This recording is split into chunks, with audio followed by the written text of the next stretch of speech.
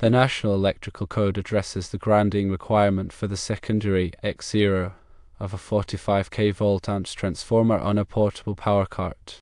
National Electrical Code Article 250.142 C. Grounding of portable and vehicle-mounted generator systems states the grounding conductor for a portable or vehicle-mounted generator shall be connected to the generator frame and to the neutral conductor of the generator.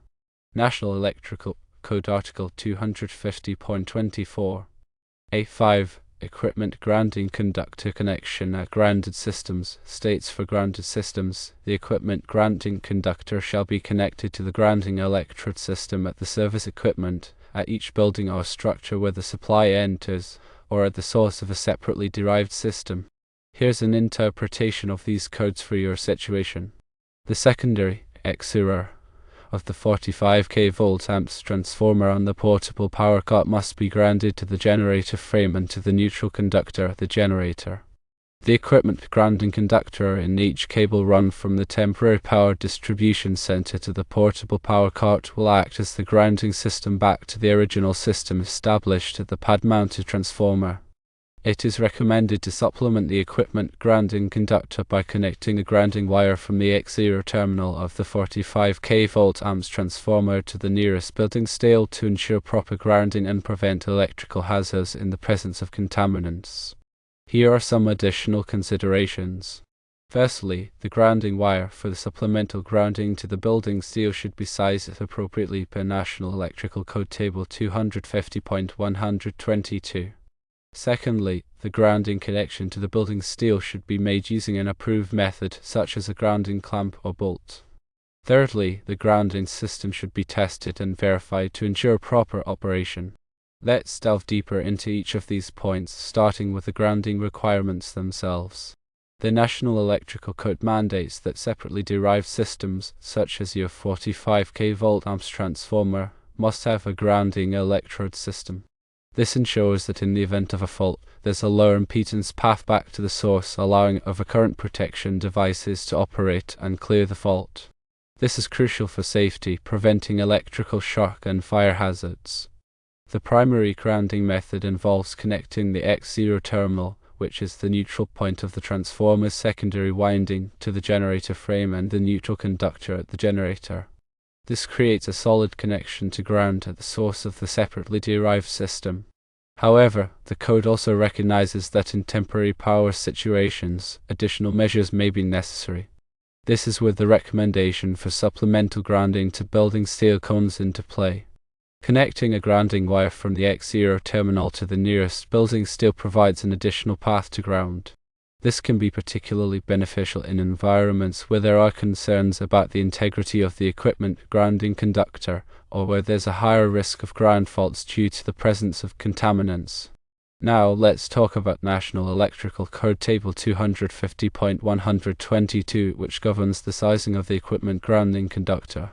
The size of this conductor is based on the size of the overcurrent protective device protecting the circuit. For example, if the circuit is protected by a 100 amp breaker, Table 250.122 will specify the minimum size of the equipment grounding conductor required. It's crucial to consult this table and select the appropriate size grounding wire for your supplemental grounding connection to the building steel. Moving on to the approved methods for making the grounding connection to the building steel, it's important to use a method that ensures a reliable and low impedance connection. Grounding clamps are specifically designed for this purpose, providing a secure mechanical and electrical connection to the steel structure. Alternatively, a grounding bolt can be used, but it's important to ensure that the bolt is properly sized and installed, and that the connection is protected from corrosion. Finally, let's discuss the importance of testing and verifying the grounding system. Once the grounding connections have been made, it's essential to test the system to ensure that it's functioning properly. This can be done using a ground impedance tester, which measures the resistance of the grounding path. A low resistance reading indicates a good grounding connection, while a high resistance reading indicates a problem that needs to be addressed. In addition to testing the ground impedance, it's also important to visually inspect all grounding connections to ensure that they're tight and secure. Look for any signs of corrosion or damage, and repair or replace any faulty components. Remember, a properly grounded electrical system is essential for safety. By following the National Electrical Code requirements and implementing best practices for grounding, you can help prevent electrical shock and fire hazards and ensure a safe working environment. It is also important to ensure that all workers are properly trained in electrical safety procedures. This includes training on how to identify and avoid electrical hazards, how to use personal protective equipment, and how to respond to electrical emergencies. Regular safety meetings and refresher training can help reinforce these concepts and keep workers safe.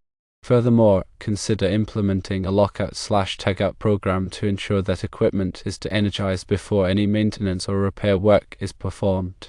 This program should include procedures for identifying and isolating energy sources, applying locks and tags to prevent accidental energization, and verifying that the equipment is de-energized before work begins. In addition to grounding, there are other important safety considerations to keep in mind when working with temporary power systems. These include proper wiring methods, overcurrent protection, and ground fault protection. Make sure that all wiring is installed in accordance with the National Electrical Code and that all circuits are protected by appropriately sized circuit breakers or fuses. Ground fault circuit interrupters should be used in areas where there is a risk of electrical shock, such as wet or damp locations. Regular inspections of the temporary power system can help identify and correct any potential safety hazards. Look for frayed or damaged cords, loose connections, and overloaded circuits. Any damaged equipment should be repaired or replaced immediately. Keep the work area clean and free of debris to prevent tripping hazards and other accidents. Ensure that adequate lighting is provided to allow workers to see what they are doing. By following these safety precautions, you can help create a safe working environment for everyone on the job site. The presence of contaminants such as asbestos, lead paint, and mercury adds another layer of complexity to the safety considerations. These contaminants can pose serious health risks if they are inhaled or ingested. It is essential to take appropriate precautions to protect workers from exposure to these contaminants. This includes providing workers with appropriate personal protective equipment, such as respirators and protective clothing, and implementing engineering controls to minimize the release of contaminants into the air. Work with a qualified environmental consultant to develop a comprehensive plan for managing these contaminants. This plan should include procedures for identifying, containing, and removing the contaminants, as well as procedures for monitoring air quality and protecting workers.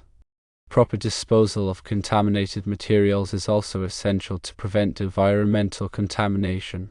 Follow all applicable regulations for the handling and disposal of hazardous waste. By taking these precautions, you can help protect workers from the health risks associated with asbestos, lead paint, and mercury. In summary, grounding is a critical aspect of electrical safety, particularly in temporary power systems. By following the National Electrical Code requirements and implementing best practices for grounding, you can help prevent electrical shock and fire hazards. Supplementing the equipment grounding conductor with a connection to building steel can provide an extra layer of protection, especially in environments where there are concerns about the integrity of the grounding system or where there is a higher risk of ground faults. Remember to size the grounding wire appropriately, use approved methods for making the grounding connection, and test and verify the grounding system to ensure that it is functioning properly.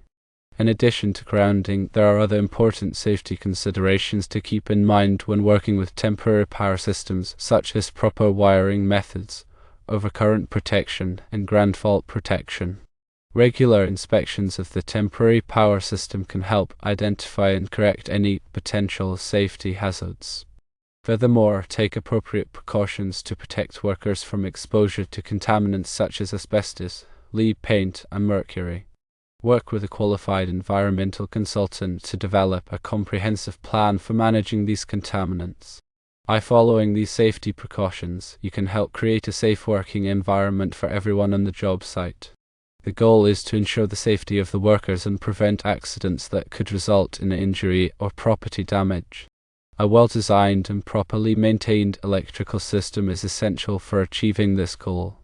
Therefore, Do not hesitate to consult with qualified electrical professionals to ensure that your temporary power system is safe and compliant with all applicable codes and regulations. In addition to the technical aspects of grounding and electrical safety, it is also important to consider the human factor. Workers should be trained to recognize potential hazards and to take appropriate precautions to protect themselves. They should also be encouraged to report any safety concerns to their supervisors. A strong safety culture is essential for creating a safe working environment. This culture should be based on the principles of prevention, communication, and continuous improvement. By fostering a strong safety culture, you can help prevent accidents and injuries and create a more productive and positive work environment. The benefits of a safe working environment extend beyond the prevention of accidents and injuries. A safe working environment can also lead to increased productivity, improved morale, and reduced costs. When workers feel safe, they are more likely to be engaged and productive. They are also less likely to experience stress and anxiety, which can lead to health problems and absenteeism. In addition, a safe working environment can help reduce costs associated with accidents, such as workers' compensation claims and lost productivity. Therefore, investing in safety is not only the right thing to do, but it is also a smart business decision. A comprehensive safety program should include elements such as hazard identification and assessment, risk control, training and education, and program evaluation. Hazard identification and assessment involves identifying potential hazards in the workplace and assessing the risks associated with those hazards. Risk control involves implementing measures to eliminate or minimize the risks. Training and education involves providing workers with the knowledge and skills they need to work safely. Program evaluation involves regularly evaluating the effectiveness of the safety program and making adjustments as needed. By implementing a comprehensive safety program, you can create a safer and more productive work environment for everyone. Finally, remember that safety is an ongoing process, not a one-time event. It requires continuous effort and attention to detail. Stay up to date on the latest safety standards and best practices, and be prepared to adapt your safety program as needed to address new hazards and challenges. By making safety a priority, you can help ensure that your workplace is a safe and healthy environment for all. That includes a focus on the specifics of this temporary power installation, like the type of loads being powered, the duration of the temporary power needs, and the specific environmental conditions present. For instance, if the temporary power is only needed for a short period, the grounding requirements may be slightly different than if the power is needed for an extended period. Similarly, if the environmental conditions are particularly harsh, such as extreme temperatures or high humidity, additional precautions may be necessary to ensure the integrity of the grounding system. Consider all these factors when designing and installing your temporary power system.